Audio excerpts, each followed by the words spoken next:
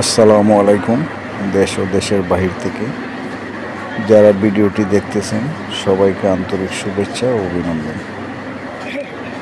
বন্ধুরা, আমি এখন হবিগঞ্জ জেলার শায়েস্তাগঞ্জ রেলওয়ে স্টেশনে আছি।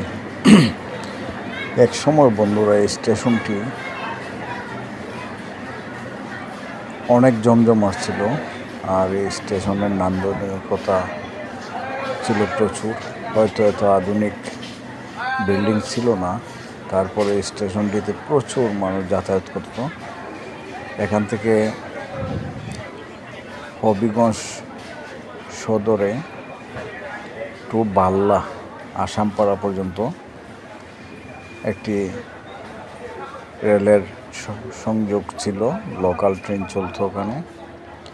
প্রচুর মানুষ একসময় যাতায়াত করত। কালের বিবর্তনে ছোট ছোট গাড়ি, সিএনজি, টেম্পো, বিভিন্ন প্রকারের গাড়ি হতে মানুষ আর ট্রেনের অপেক্ষা না করে সবাই মোটামুটি আশেপাশে এদিক ওদিক ছোট ছোট গাড়ির মাধ্যমে যাতায়াত করে, যার ফলে স্টেশনটি এখন আগের থেকে অনেকটা জনশূন্যই বলতে পারেন। নাহলে এই স্টেশনে অনেক রকমের ফেরিওয়ালা মানুষ, এখান থেকে ভোরবেলায় দেখতাম ইন্ডিয়া থেকে চিনি, কাপড়, অন্যান্য জিনিসও আসামপাড়া থেকে আসতো। এখন এই রেল লাইনটি সম্পূর্ণ বন্ধ।